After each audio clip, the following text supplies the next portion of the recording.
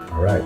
Welcome to the Dr. Mudgil podcast. I couldn't be more excited to have my man Gabe Lubin in the house, who is the founder and CEO of Cartessa Aesthetics, which is a truly unique aesthetics device. I guess, what's the word?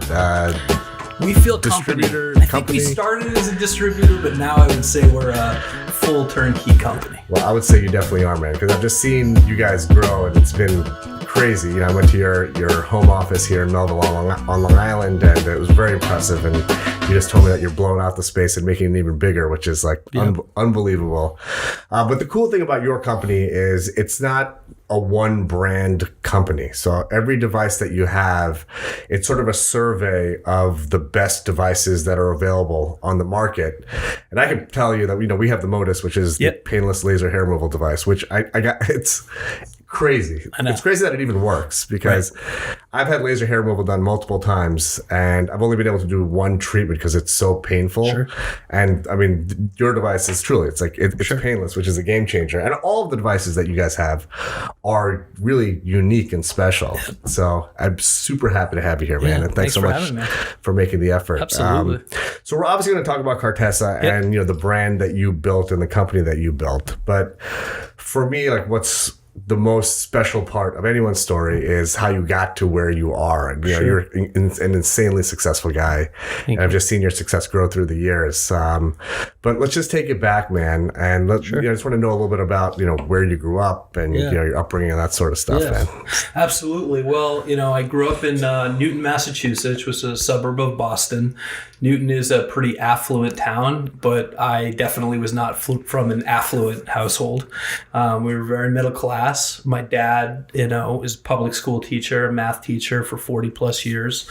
Mom was a social worker, but amazing family life. Very fortunate, very blessed that I had, married parents, responsible parents, great parents, gave me everything I needed, but everything I wanted, I had to work for. And I think that's a big part of what's created kind of who I am today.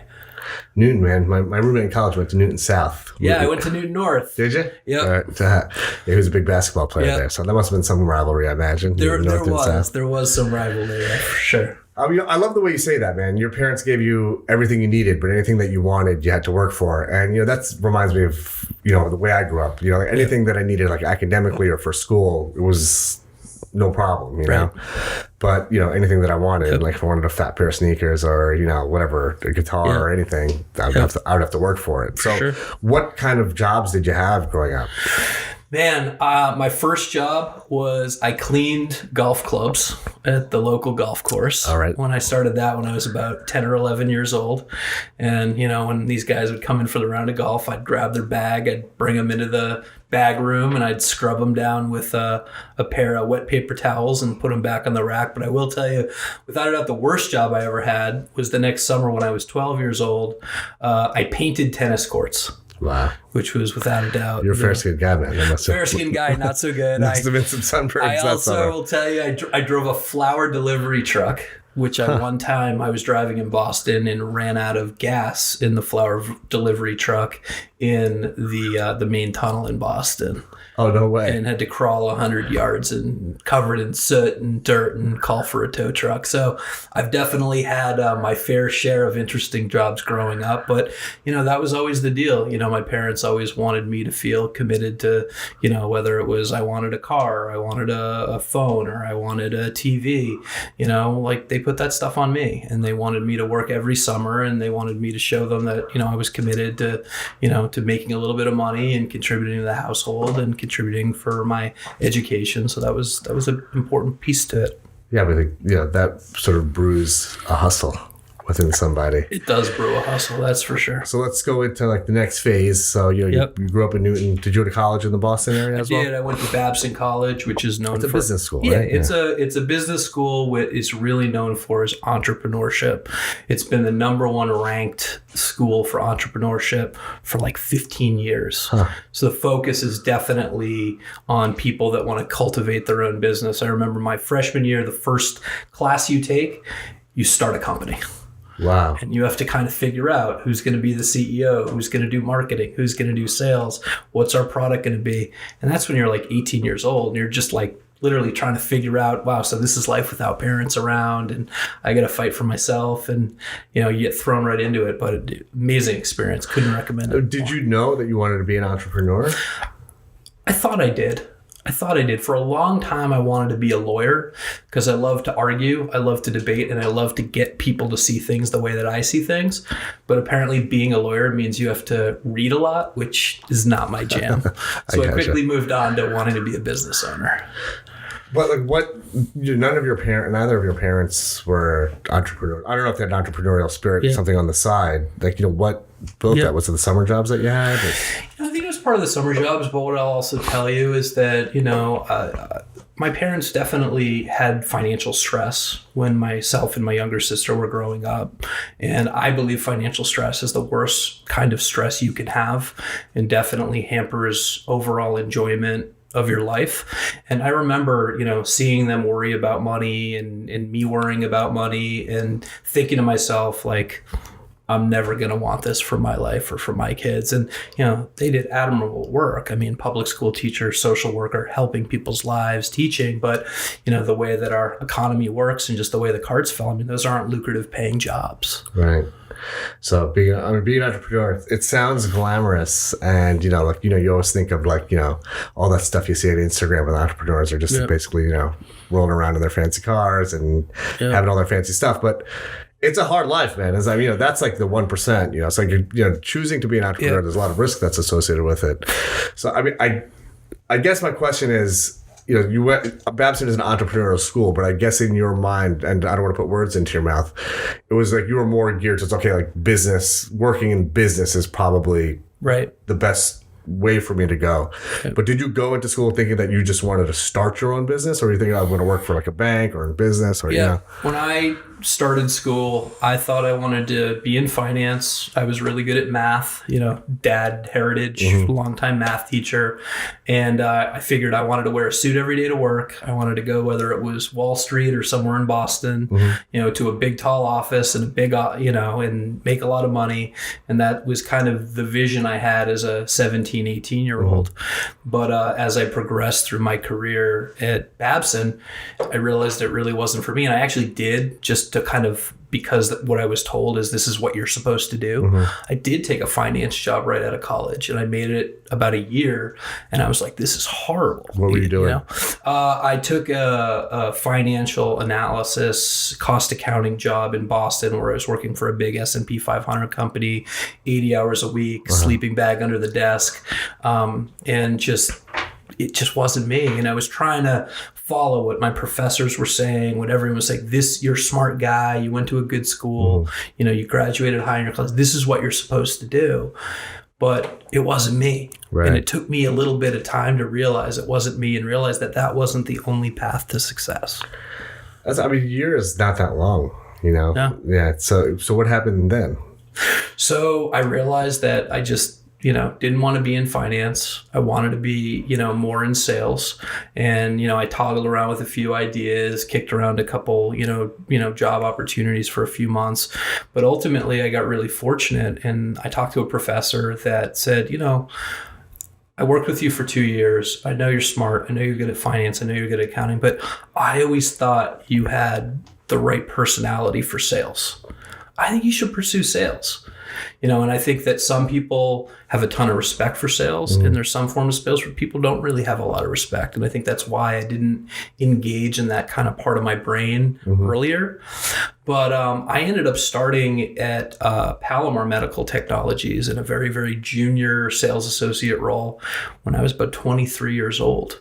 Wow. I picked up everything, all my worldly possessions. I drove to Florida because that was where they had an opening for me. Oh, really? I packed up my piece of shit Nissan Altima, threw everything I owned in the car, drove to Florida, didn't even know where I was going to live, stayed at my grandparents for a couple days, and then, found someone on Craigslist that I moved in. Wow. And that was all I had.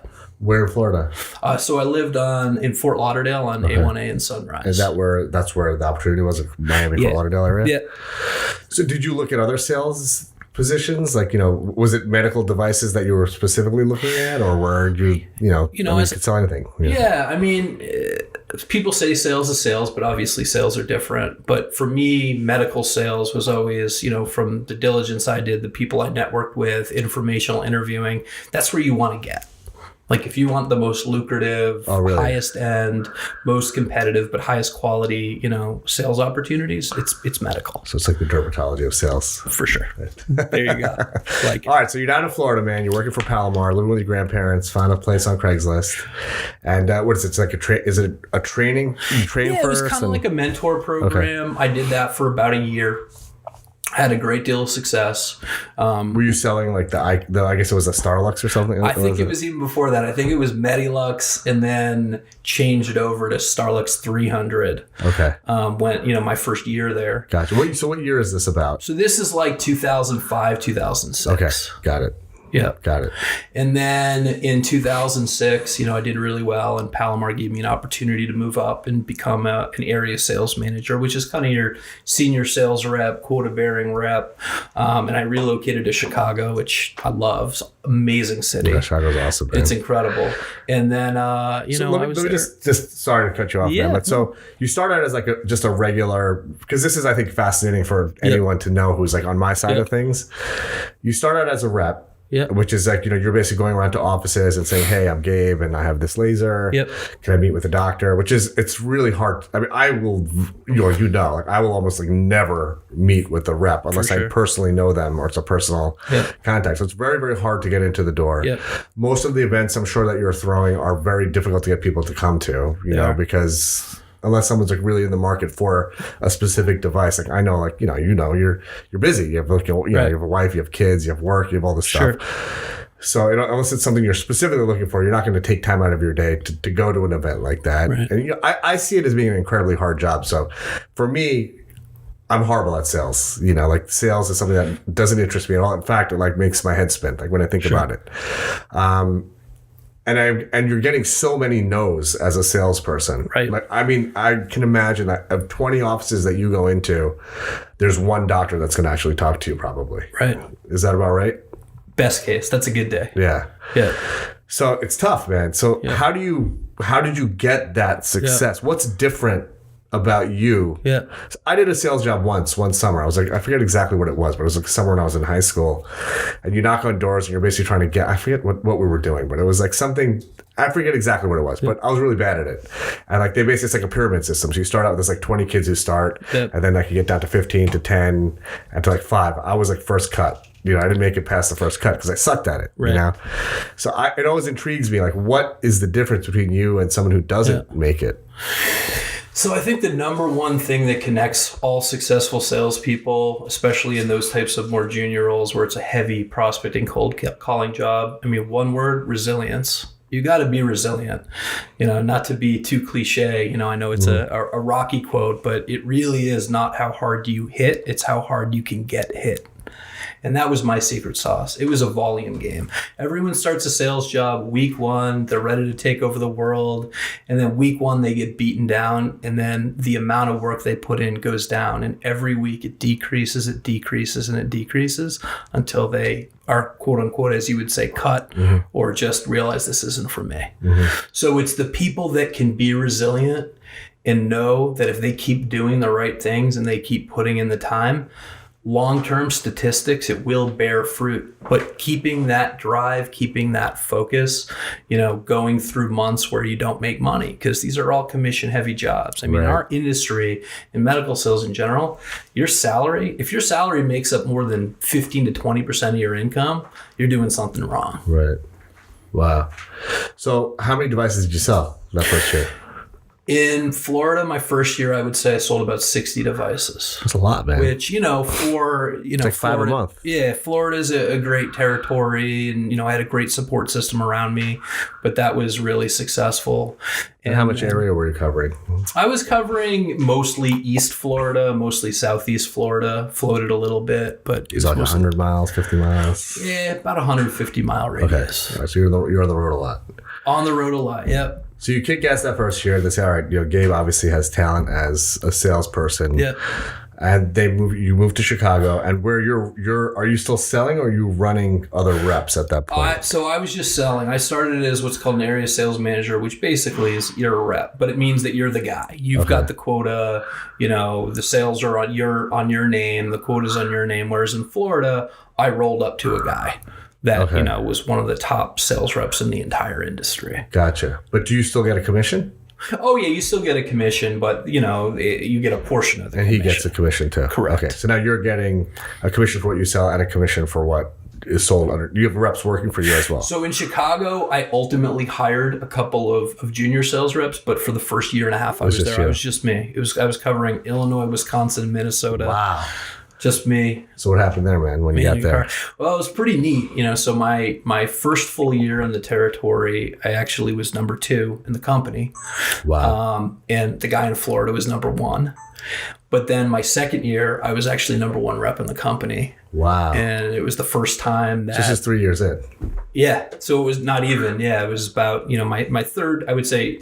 My third full year. Yeah. So I was number 1 in the company, and, they obviously took good care of me, celebrated me at the national sales meeting. And it was really cool because, the guy that I'd worked for in Florida had been number 1 for so many years. Wow. And then to come out and Chicago, which, is obviously a big city, but it's not a slam dunk for cosmetics. It's not, in my opinion, it's not as robust a market opportunity as like New York, Florida, California, right? Stuff like that. So I mean, you don't have to get into like a specific here, but just because I'm curious, like, what does what kind of like bank is the number 1 rep for a laser company pulling in for like a year? Yeah, so you don't have to give me exact. Just I'll give you exact. So I remember because 2007, I was 25 years old. And I made over $300,000 that year, which for me, single guy, that's rental big. Apartment in Chicago, like I thought, or at least at the time, I thought I was balling for sure. That's awesome, man. Yeah. So then you do that for a couple of years, kicking ass in Chicago in the Midwest. Yeah. I know you from New York because when I met you with Jason, who was amazing. Right. Was New York the next stop? Yeah, so I was about 6 years in Chicago, and then in September of 2011, we had my first son, Carter, my wife and I. Did you meet her in Chicago? Well, long story, but ultimately, yes. She was getting her master's degree from Northwestern. She's a speech language pathologist. She's from Long Island. Oh, really? So I was from Boston. She was from Long Island. Is she from where you live now, like in that area, Cold Spring? Syosset. Okay. Yeah. Cool. So I remember, my goal was always to get back to Boston. Huge Red Sox, Patriots, Bruins, Celtics. There's a few Boston. of you around here. There's a few of us floating around. Yeah. But I remember my intent was always to move back to Boston. She was good with it. And then when we had my son, she's like, we're moving to Long Island because I was traveling a lot and I wanted to get into management. So in, latter part of 2011, I went to the powers that be at Palomar. I said, look, I've produced for you guys. I think you believe in what I'm doing. The Northeast region was really struggling for Palomar. It had been the last place region for 8 years in a row. Really?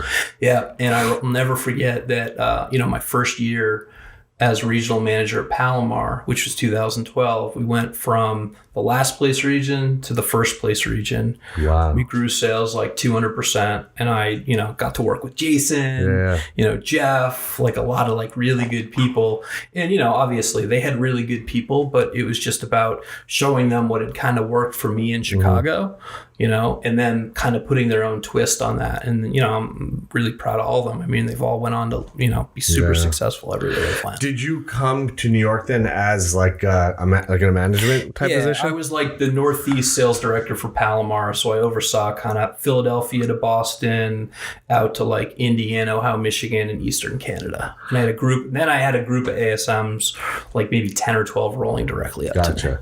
So, Jason Patterson, who's the rep that I knew for years from Palomar, was he already here when you came? Yep. He was the New York City rep. Okay. And Jason was doing well. I mean, Jason's great. He's amazing. He's a great guy. But I really enjoyed working with Jason and, took his already really strong skill set, knowledge base.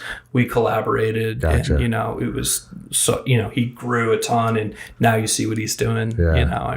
So when we met at Del Fresco, this must have been what, 2010, 2011. Were you here yet? It was probably 2012. 2012. Okay. Yeah. So you were basically running the entire Northeast for Palomar. And then Palomar was bought by Cynosure, and they still had their own internal division. Like I guess Palomar, Cynosure over Palomar, which was like, part of the company. And then I don't exactly know what happened, but the company just like exploded basically. Yeah, so it was really neat. So 2013, Cynosure acquired Palomar. I was the only person from Palomar sales management that they retained, but I got to work directly with upper management at Cynosure, and really, really smart guys, really, smart business guys, and they gave me an even bigger opportunity to be national sales manager for the Palomar division, and then ultimately ended up being one of the sales directors for the full product line, and got to work with some unbelievably talented people. And it was nice because Palomar had a certain culture and a certain set of strengths, and Cynosure had a culture and a certain set of strengths. And so to get exposed to both of them, has largely kind of crafted who I am, and taking bits and pieces of what worked well and trying to pull them all together. Which is what we do at Cartessa. And then what happened? But Cynosure just like imploded. So, Yeah, well, so what happened in Cynosure? You don't have to go to the specifics of what happened at Cynosure, but but I think what really happened was, we grew Cynosure, we grew Cynosure, we grew Cynosure. It turned into a huge business in North America. And from the sales director team to the district sales manager, we had such a strong sales force. Great marketing, great products, but such a strong sales force. And then when 2017 rolled in, I needed a change. I was doing about 200 overnights a year at Cynosure. I had a 5-year-old and a 3-year-old at home. And there were obviously some whispers about Cynosure being acquired, but I was the first of the core sales leadership team to depart. So did you leave to start Cartessa, or did you just leave? I left to start Cartessa. You did. So when did that idea pop into your head that because you're a young dude, man. You're 37. You had a very well-paying job. You have a family. You have 2 kids, your wife, your house. Lots of responsibilities. And that's an interesting point in life to take a very entrepreneurial venture. Sure. Like when you already have so much financial responsibility. Sure. And I get if you have an income stream coming in, you must have stockpiled some cash while you were doing all of this, I imagine. But it's hard to start something entrepreneurial when you're not hedging it with an income stream coming in from one end. So when I started my practice, I was getting income from reading pathology slides. It was literally going in one pocket, out the other, twice as fast. Right. But at least I had something coming in. Right. And I was in the same boat. I was married, had a kid at the time. So that's a big risk, man. Huge risk. And I'll never forget when I first told my wife, this is what I want to do. I'd had the idea for a long time. I knew that, at some point I would want to do my own thing, because I had that kind of entrepreneurial spirit kind of burning inside me. One thing that I give Cynosure credit for is they definitely empowered their sales leadership team to treat their area and their reps as their own franchise and business. So they were great in that regards. But I knew it was only a matter of time. But I remember that, 2015, 2016 were the best earning years of my career. And we just built a house in Cold Spring Harbor. I had a 5-year-old and a 3-year-old. And I remember having the conversation sometime in November, December, and telling my wife, I want to split off. I want to do my own thing. And I remember, the one thing she said to me that's resonated now almost 3 years later, which is she said, I'll bet on you. Wow. I'm willing to bet on you. So if you tell me you believe you can do this, then I'm all in. You have my unwavering support. That's amazing, man. Which is huge. It's huge. My wife was actually played a big role in me starting my business too. It's important. Yeah, it's huge. So what happens? So then what happens? You leave. So you already had the idea, I guess, for starting Cartessa. Did you know, at that time, that okay, there's these really cool devices that are out there in the world that aren't here yet in the United States? I did. I did. And did you also think that, hey, I'm not going to marry myself to one company? Like, why not just have, because I don't think there's very many companies like Cartessa, right? No, there really isn't. And so, what I always look for and what I believe, both from schooling and just experience, is opportunity is where you see inefficiencies and there's something that you can do better than what's being done currently. And to me, I saw huge inefficiency in the way that aesthetic devices were being sold, because you'd go into a doctor's office like yours, you have all different products. You have all different companies. Some companies are the body contouring companies. Some companies make the best tattoo removal lasers. Some have the best laser hair removal lasers. Some have the best CO2, erbium, diode, Alex. But they were all different companies. And if you just work for one manufacturer, you have to push all their products. They're great products, they're okay products, and they're not so good products. And when you ask a doctor to invest that type of dough, you're accountable for that. Yeah. Even those BC products. Yeah. So my thought was, what if you didn't have to sell BC products? What if you didn't have to be at the whim of whatever your manufacturer was building? What if you could go all around the globe and hand select the best product from each different class you wanted to be in, compile them down into one sales bag, and only sell great products? Right. So that was the concept. And then I'll tell you, I don't know when it changed, but when did every laser become 150 to 250 grand? Yeah, I mean, dude. I remember starting at Palomar, and it's like you would sell at Starbucks for 80 grand, and that was considered like a great sale. Yeah. And then over time, it just, as more and more companies went public and IPO'd and sold their company, it's like prices went up, and now all of a sudden you're selling products 150, 250 grand. You've got $20,000 a year service contracts. You've got consumables, and the business model just became really hard for doctors to make money. So we figured, not only can we have great products, but by coming off a lot of the fat, and the infrastructure of a traditional manufacturer, we can pass through a much better business model to the physicians and put them in a position to succeed, not fail. Right. Absolutely, man. I mean, that's very well said, because in my career, like 10 years that I've been in private practice, it's just insane how expensive devices have become. Yes. The service contracts are just a killer, man. They just kill me. So, okay, so let's get back to you starting Cartessa. So you leave Cynosure. Yep. You have this idea to start Cartessa. Yep. How long between, did you have like a restrictive covenant or anything like that? There were certain things I could and couldn't do, which we followed. Okay. But kind of had a good sense of what could and couldn't be done.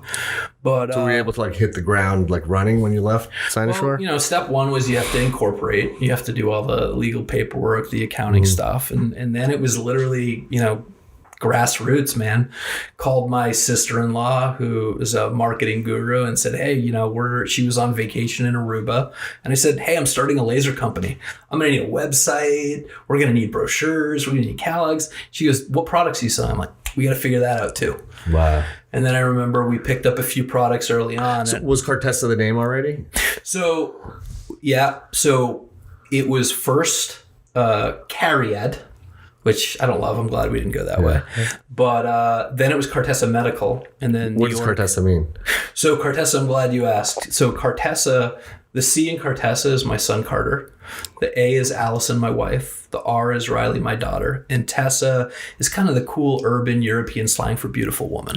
Oh, good. Because for me, I was putting my eggs in this basket. This was my passion project, the similar way that this is your passion project. So I wanted it to feel personal to me. Oh, that's cool, man. Yeah. I like that. So that's the name Cartessa. And then Cartessa.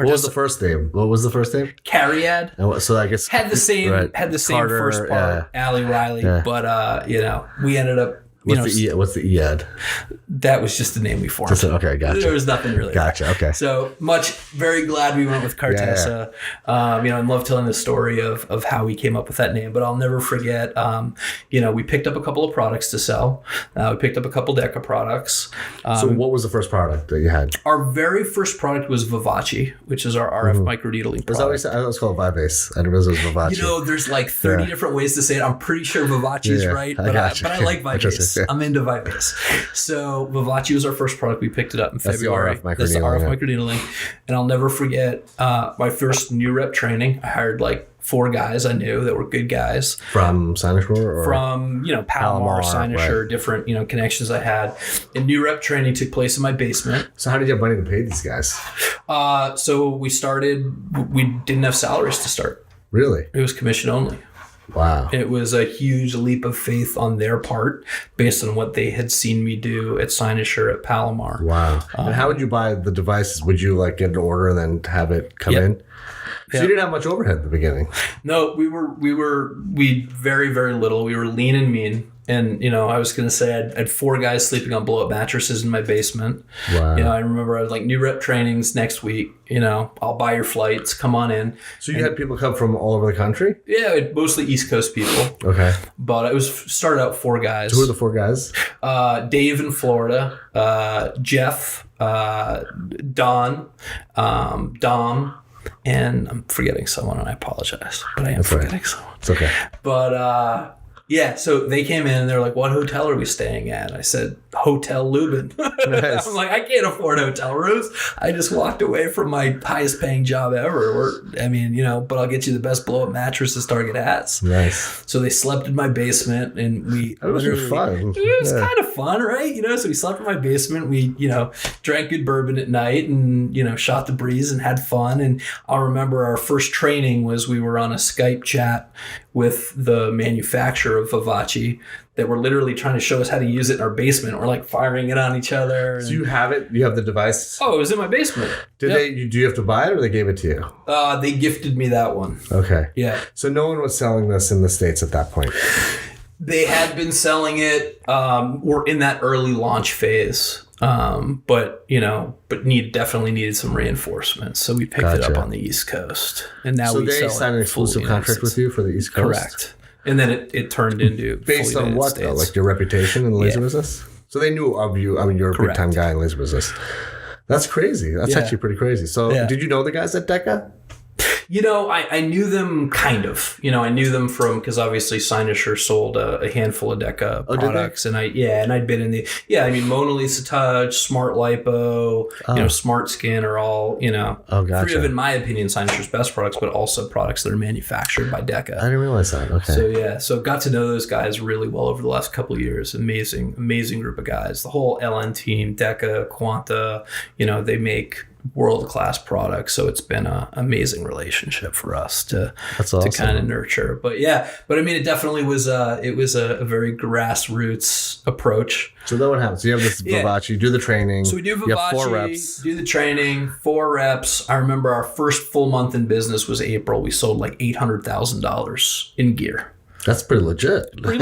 Month 1. And, and everyone That's started crazy. out of the gate making some dough. And they're like, all right, there's something here, And then we started integrating some of the DECA products. And, with time it evolved. Then I remember July of 2017 was really where a lot of my relationships and really good sales guys that, understandably so, were a little gun shy to make the leap, saw what we were doing.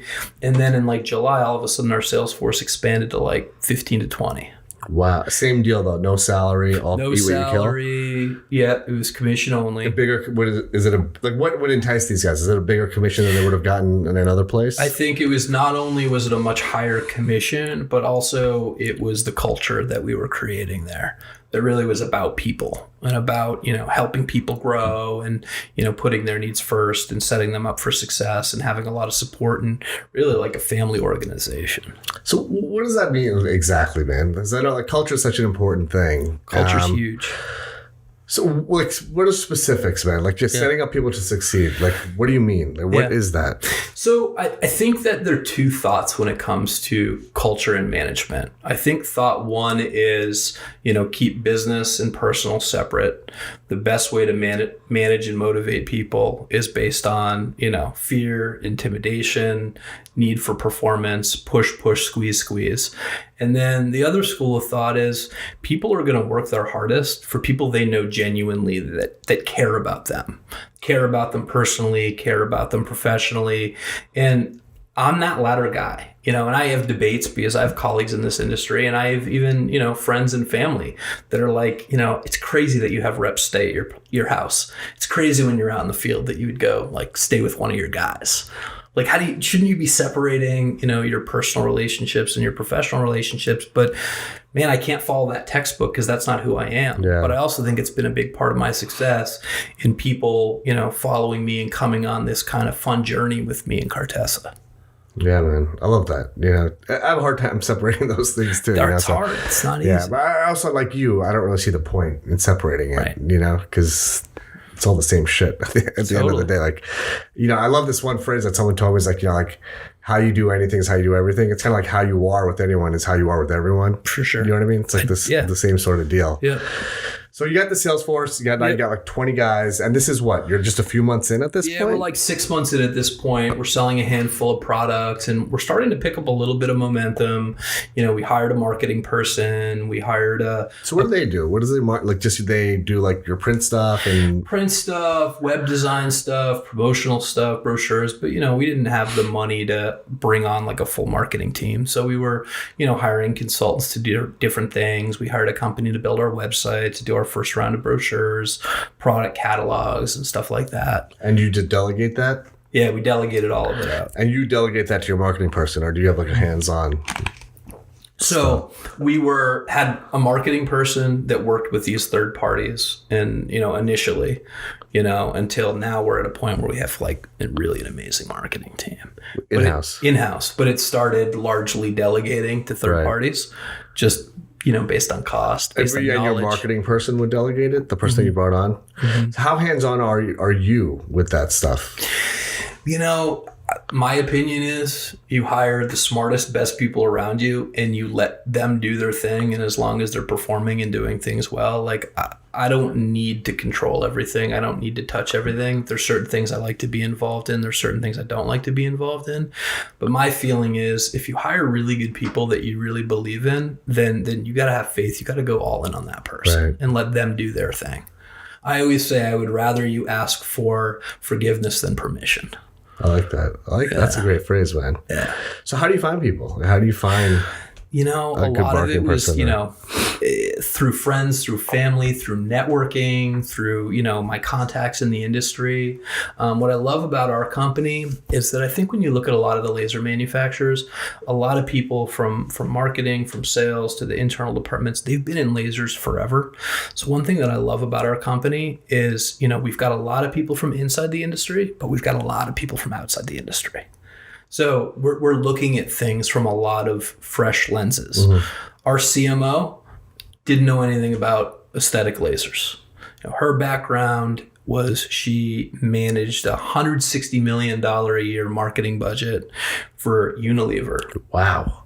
Ran the Dove body wash division. Oh my God. And she had this $160 million budget. And I remember when we hired her, I told her, hey, your budget for this year is $600,000. She's like, well, that's a little different than 160 million. Wow. That still sounds like a lot to me. Yeah, well, and that budget has obviously gone up and up and up over time, but that was kind of where we started. Wow. And then, in 2017, at the end of the year, we ended up doing about $10 million in revenue in 9 months, which was kind of cool. Shit.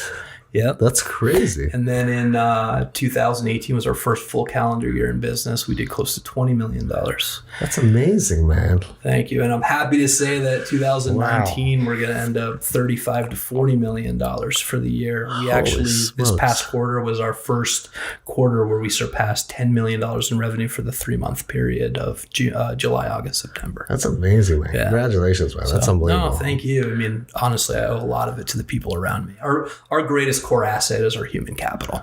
Yeah. That's really what makes us different, in my opinion. Anyone I've been in touch with is amazing. And, I'm also and I think most of the doctors that I know, we're very loyal to the people that we've worked with through the years. Like Jason, we're very loyal to. You, we're very loyal to. The guys who've been good to us through the years, the people that you stand by.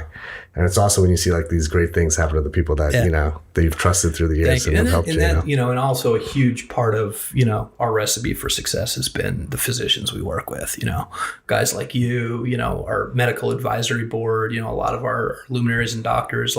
One thing that amazed me when I started Cartessa was how deep my resource pool was, and I didn't even know it. Yeah. You know, from family to friends to people I knew through network to doctors that, man, I was calling doctors and saying, hey, I'm starting this new gig, you know, would you like to check out some of our devices? Would you like to get involved with us? You know, would you like to be a luminary for us? Would you like to do some research for us? You want to play with some new toys and help us evaluate? I was amazed at like the warmth and the response, you know, from the physicians out there that I had cultivated relationships with over the last 15 years. And that's been a huge part of who we are too. Yeah, I love that, man. Yeah. So how many devices do you guys have now? So now we're selling about 10 devices. We sell the full suite of Quanta system products, which are really amazing technology that I think, sadly, a lot of physicians in the U.S. just don't know about. So what is that? Can you walk us through some of that? Quanta system, really, really neat. So they, you know, just to give you for example, they're based out of Milan. They build the most impressive technology I've ever seen. I mean, they use Quanta lasers to restore priceless frescoes in the Vatican. They use, you know, Quanta lasers. They're on the space shuttle.